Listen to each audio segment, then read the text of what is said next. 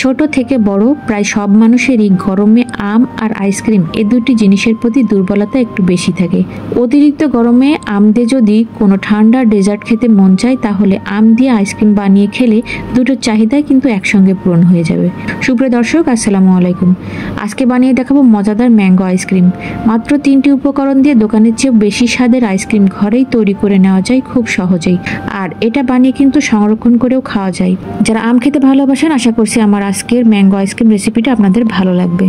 আজকের আইসক্রিম বানানোর জন্য 2টি পাকা আম নিয়েছি। আম দুটোকে প্রথমে কেটে তারপর একটা চামচের সাহায্যে পাকা আমের পালগুলো আমের খোসা থেকে আলাদা করে নিচ্ছি। দুটো আমকেই আমি একই পদ্ধতিতে কেটে আমের পালগুলো খোসা থেকে আলাদা করে নিয়েছি। এখন এই কেটে নেওয়া আমের পালগুলো একটা বক্সে নিয়ে নিচ্ছি আর বক্সের ঢাকনা লাগিয়ে সাইডে রাখছি। এবার এখানে আমি 1 কাপ জাল করে ঘন করে নেওয়া লিকুইড দুধ নিয়েছি। এখন এই দুধটা এরকম একটা আইস মোল্ডের ভিতরে ঢেলে দিচ্ছি আর এই মোল্ডেরও ঢাকনা লাগিয়ে দিচ্ছি।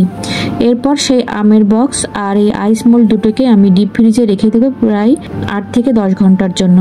এতে করে দুধ আর আম দুটোই আইস হয়ে গেলে এটা আইসক্রিম বানাতে সুবিধা হবে। তো 10 ঘন্টা পর আমি বক্স দুটোকে ডিপ থেকে বের করে নিয়েছি। দেখেন আম আর লিকুইড দুধ দুটোই কিন্তু জমে গেছে। তারপর 5 মিনিট পর আমি আমের কিউব আর দুধের বরফগুলোকে একটা ব্লেন্ডার জারে দিয়ে দিচ্ছি। এখন এই দুটোকে আমি মিহি পেস্ট করে নেব। এটা মিহি পেস্ট করা হয়ে গেছে আর এটার ঘনত্বটা ঠিক এরকম হয়েছে। এখন আইসক্রিম বানানোর জন্য একটা বোলে আমি 1 কাপ হুইপ ক্রিম নিয়েছি। এখন ক্রিমটা মিডিয়াম স্পিডে 2 মিনিট আমি এটাকে বিট করে নেব। তারপর এটাকে হাই স্পিডে আরো 3 মিনিট বিট করে আমি ক্রিমটাকে ফোমে পরিণত করে নেব। আজকের আইসক্রিমটা বানাতে আমি ট্রপিক্যাল হুইপ ক্রিম নিয়েছি। আপনারা বাজারে কেনা যে কোনো হুইপ ক্রিম দিয়ে এটা বানিয়ে নিতে পারেন অথবা ডানো ফ্রেশ ক্রিম দিয়েও এটা বানিয়ে নিতে পারবেন। আরো 3 থেকে 4 মিনিট বিট করার পর ক্রিমটার থিকনেসটা এরকম এসেছে। ঠিক এইরকম থিকনেস হলেই কিন্তু বিট করা বন্ধ করতে হবে। কেক বানাতে আমরা ক্রিমটাকে যেভাবে ফোমি করে নিই, এই ক্রিমটা ঠিক অতটা ফোমি করা যাবে না।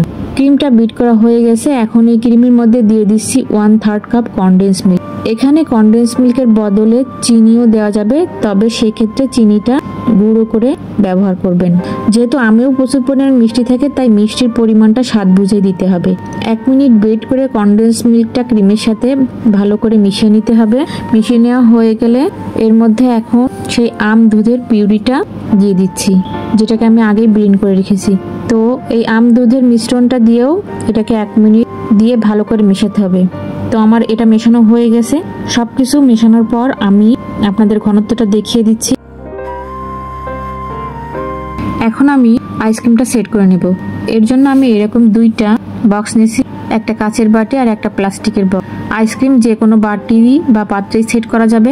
প্রথমে প্লাস্টিকের বক্সে আমি কিছুটা মিশ্রণ দিয়ে দিচ্ছি, দিয়ে এরপর কিউব করা কিছুটা আমের টুকরা আমি এর উপর দিয়ে দিচ্ছি। এটা অপশনাল, ইচ্ছা হলে দিতে পারেন, না হলে এটা বাদ দেবেন। আম দেবার পর এর উপর আবারও কিছুটা আইসক্রিমের মিশ্রণ উপর দিয়ে সমানভাবে ছড়িয়ে দিচ্ছি।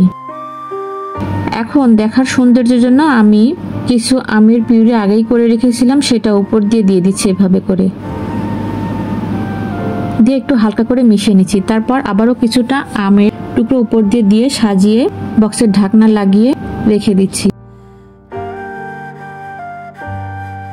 ঠিক একই প্রসেসে কাঁচের বাটিটাকেও আমি ক্রিম দিয়ে তারপরে আমের কিউব দিয়ে তারপরে আবারও ক্রিম দিয়ে ঠিক একই প্রসেসে ডেকোরেশন করে দিচ্ছি।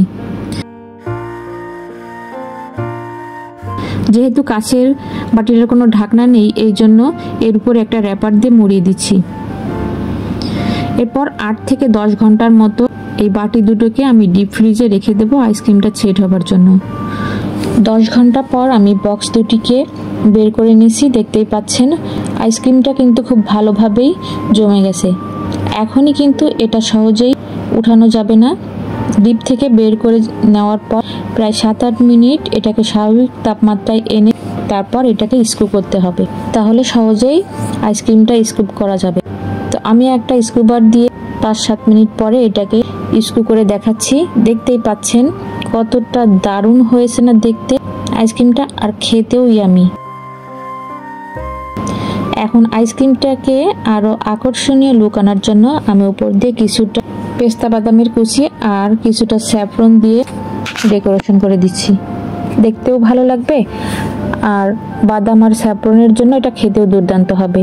তাই পরিবেশনের আগে এভাবে করে কিছুটা বাদাম দিয়ে গার্নিশ করে দিতে পারে, যে খাবে সেও প্রশংসা করবে।